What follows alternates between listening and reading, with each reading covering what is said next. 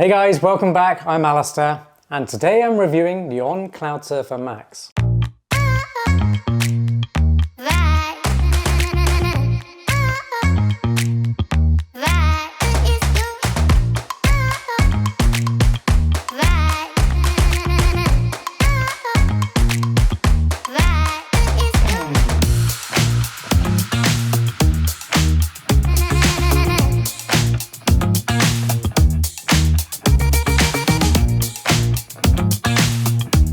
The On Cloudsurfer Max is On's latest max cushion daily trainer. It is taking over from the On Cloudeclipse. So I think it's fairly safe to assume that we can say goodbye to the On Cloudeclipse because there's a brand new big boy in town.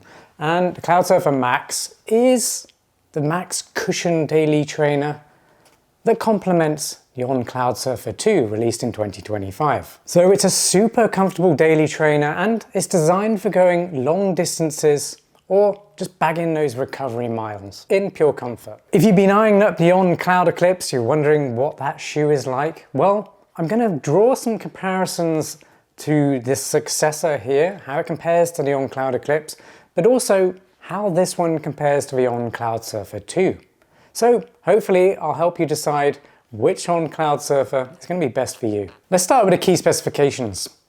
They cost $180 and they are released, so they're available for purchase today on July 17th. They weigh 10.3 ounces or 292 grams.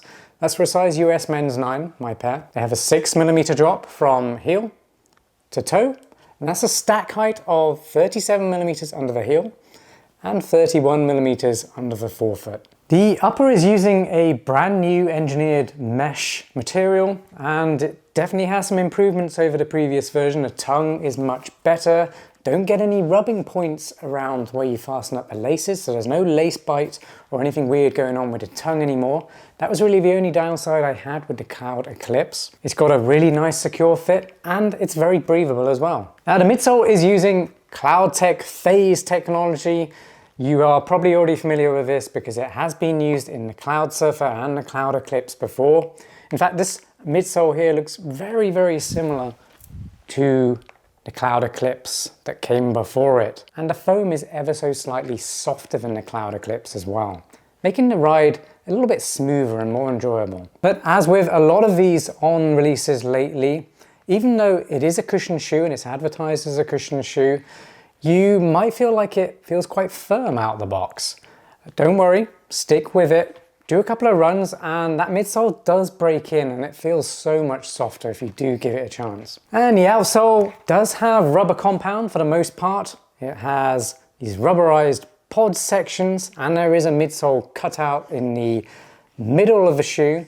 That kind of strips out some extra weight that would be there otherwise. But do watch out, I wouldn't run on gravel surfaces in these because these are going to be very prone to pick up stones. When it comes to sizing and fit, they fit true to size and I'd say they have a medium width, but it is quite a roomy or voluminous fit around the upper and there is a little bit of stretch in there as well. So I'd say if you have medium to slightly wider feet, you're going to get on with these really well. And if you do have narrow feet, the lacing system does accommodate those kinds of foot shapes and you should be able to cinch down pretty well over narrow feet too. And overall on a fit, it is very comfortable, classic On Cloud feeling. The collars are very padded, there's padding at the heel counter as well, and the tongue's better than the previous version or the On Cloudeclipse. So overall you get a really nice secure fit and it has good heel lockdown as well. If you're enjoying this review so far, please give the video a like and make sure you comment on the video. I really appreciate it when you guys do that.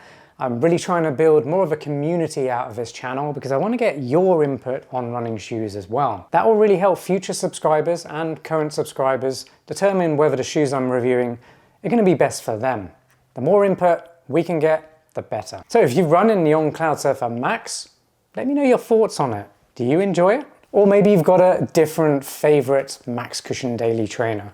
Which one is it and why do you like it so much? Put all that in the comments. And as always, if I've missed something in this video, just ask the question in the comments and I'll get back to you.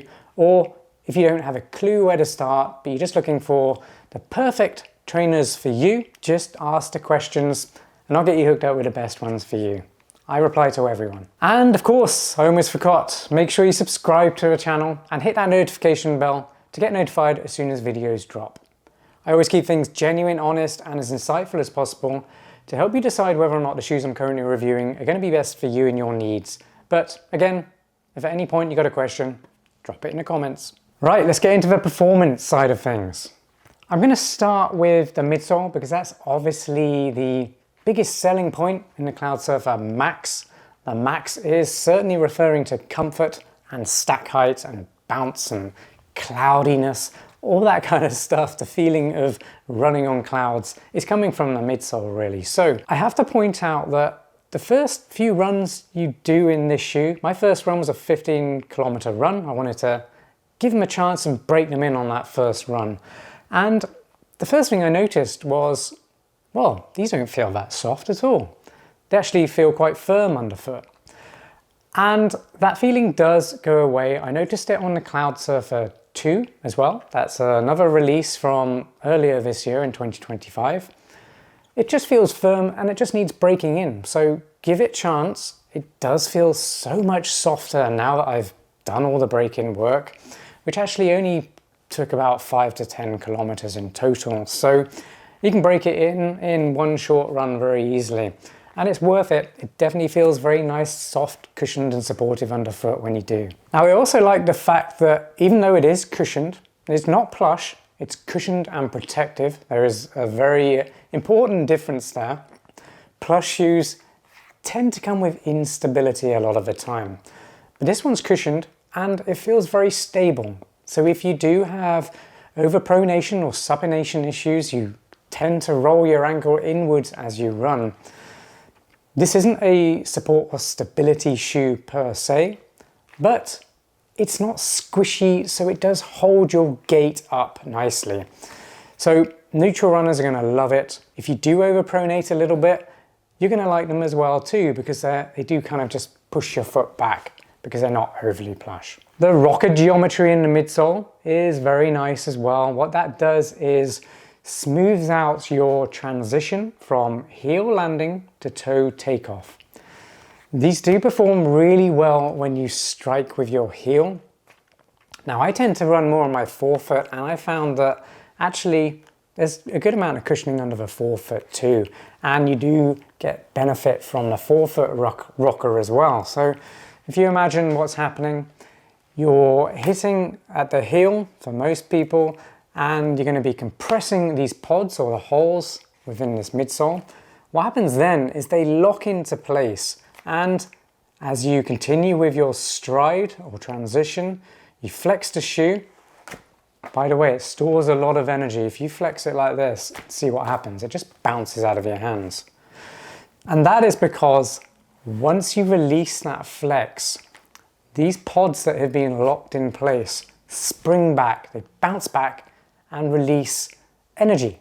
And that gives you that forward propulsion that many of you are probably already familiar with if you do run in on cloud running shoes. So the foam is soft, this Cloudtech phase technology is great. Pair it with this rockered geometry and you get a really nice smooth transition, soft landing, supportive. It's joyous if you are running long miles. And because it is quite stable, considering the stack height and the cushioning, heavier runners are really going to enjoy this shoe too, because you'll benefit from all the shock absorption and the soft protection underfoot, but you'll also have a fairly stable platform. I'm actually really liking the upper on this one. Big improvement over the On Cloudeclipse. It's just a lot more comfortable. The lacing system just seems to cinch down better. There is a gusseted tongue in there, so the tongue stays in place, doesn't move around, and it's not too short anymore. It just feels a lot more refined. And I like all the cushioning around the collars and the heel counter. Makes them very easy to slip in, which is lucky because On has added this little finger loop at the rear, but come on, what is this? I can't even fit my finger in here. Maybe I could be really delicate and get my little pinky in there, but no, I'm not going to be using this feature. It's a little bit obsolete in my opinion. So yeah, maybe make that a little bit bigger next time. and I think we're going to have a total winner in the upper here. It's also very breathable, so temperature regulation just comes naturally with this shoe. So if you are running in hot conditions, I think you're going to appreciate this breathability. And then finally, the traction is very good on the outsole too. I have run in some wet patches and mostly on dry surfaces. There's plenty of rubber compound there. It extrudes quite far away from the exposed foam sections on the midsole, these white areas, which is good because as soon as that rubber compound wears down on a shoe, you end up hitting the exposed sections which don't have as much traction and certainly don't have as much durability as a rubber compound. So I like that On has extruded it away from that, giving it much better longevity. Okay, so now you're wondering which shoe should you get, the On Cloudsurfer 2 or the On Cloudsurfer Max. By the way, if you haven't watched my On Cloudsurfer 2 review yet, follow that link up there or follow the link in description. That will give you a much better overview of what this shoe is good at, where it falls flat, and everything in between. So, in short, this is a lighter shoe. It's a bit more nimble. It's still got plenty of cushioning, certainly not as cushioned as this one. So it's more of a daily trainer with a wider range of runs that you can do in it. So it's a little bit quicker. So if you do want to pick up the pace a bit and maybe do some tempo sessions, then this shoe is really good for that. It's also just really good as a training shoe for recovery miles and long miles as well, because there's plenty of cushioning in there. And it's also got a nice rocker geometry and the Cloudtech phase technology going on in the midsole. It's also very cushioned in the upper, padded, breathable. So in many respects, it's actually quite similar to the On Cloudsurfer Max, but the Cloudsurfer Max is maxed out in the midsole, making it heavier, but probably better for longer runners and just if you want that extra comfort in training miles, you're not trying to run quite as fast, you're not bothered with speed quite so much, then maybe the On Cloudsurfer Max is going to be better for you. But I think for the majority of people, the On Cloudsurfer 2 is more versatile, it's less expensive, it's lighter, and it does have a slightly bigger speed range from faster runs down to slower, longer runs. This one's a little bit more specialized for longer, soft cushioned running. Oh, and one final point to make with the On Cloudsurfer 2 is it does actually make a really good walking shoe or lifestyle shoe. So if you've got a demanding job where you're standing around all day, then the Cloudsurfer 2 is actually really good because it's a little bit more stable, still got a lot of cushioning, it's breathable, so if you do get hot where you work, if you're just standing around, feet can tend to warm up. It's breathable so that air vents out. It's cushioned around the collars still and the heel counter. And it's fairly lightweight, so it makes a really good walking shoe and lifestyle shoe. Now, if you're wondering where the On Cloudsurfer Max fares in my best max cushion daily trainers roundup on alistairrunning.com, well, you'll just have to go visit that post. Click that link up there and the one in the description.